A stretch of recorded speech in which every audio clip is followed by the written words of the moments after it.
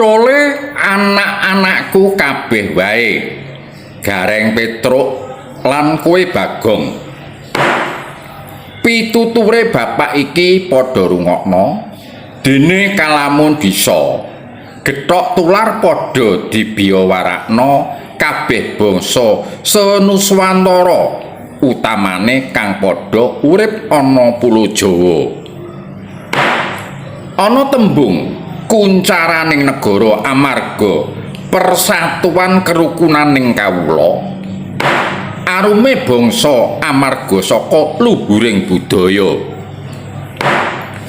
Adab ketimuran kang jeneng Soba Sita andhap asor, tata krama tata susila, unggah-ungguh tata basa kuwi kudu tetep dijaga lan digawa awit kuwi perangane kaluhuraning budaya. Nanging jaman iki nadyan ora kabeh manungsane perangane bangsa iki wis padha koncatan marang unggah-ungguhing tata krama lan tata susila. Contone tembung ternak. Ternak kuwi sebutan kewan utawa ingon-ingon. Sebutan kuwi ora patut, ora pantes kalamun kanggo sebutane para manungsa. Nadyan kang nyebut mau golongane manungsa kang ora nduweni sopan santun tata krama, kapara jiwane malah luwih asor tinimbang karo kewan. Marga ora nduweni jiwa kamanungsan. Ewadene kalamun Semar iki uga dililani nyebut ternak kang padha mbudayakake sebutan ternak mau kalamun diperang ana 3 golongan utawa 3 kelompok utawa 3 gerombolan.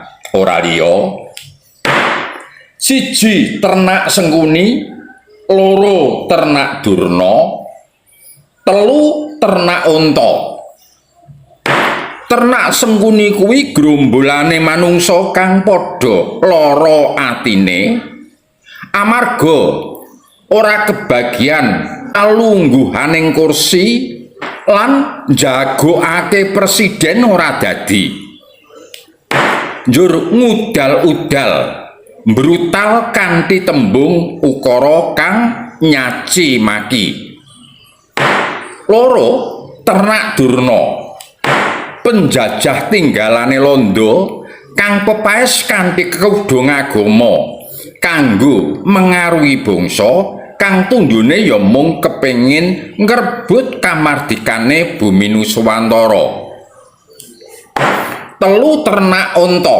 Ternak unta mau para manungsa kang padha duweni paham manca, kang duweni niat lan tujuan kepengin ngrubuhake Pancasila, ngrombak Undang-Undang Dasar 1945 diganti dadi Undang-Undang Khilafah. Negara iki didadekake negara agama. Dene wektu iki para ternak-ternak mau wis nyusun kekuatan manunggal dadi siji, nunggal tujuan, gawe kisruh, gawe gaduh, gawe rusuh ana ing pemerintahan negara iki. Kanthi mengkono tole, kowe kalamun isih padha duweni rasa handarbeni kudu wani hangkrungkepi bumi pertiwi ya bumi wutah darahmu, watah getihmu iki. Tole, gerakan iki gerakan masif kang wis tinata kanthi rapi. Ana kang ndurnani, ana kang nyengkuneni, uga ana kang danani.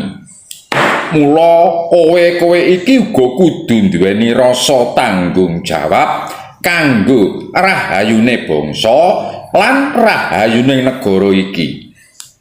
Nuhoni tembung sedumuk bathuk senyari bumi.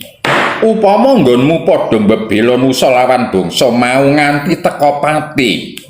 Patimu pati kang utama dadi kusumane bangsa marga mbebela labuh negara. Kuwi welinge bapak. Aja padha disangga miring iki gerakan pemberontak kang arep ngrebut kekuasaan. Hati-hati, ternak Durna Sengkuni lan ternak unta iki wis manunggal nyawiji. Iki para penegak hukum aparaturing negara kudu tegas, ora usah nunggu laporan. Perusuh negara iki kudu ditindak, ditangkep, dijeblosake ana ruji wesi.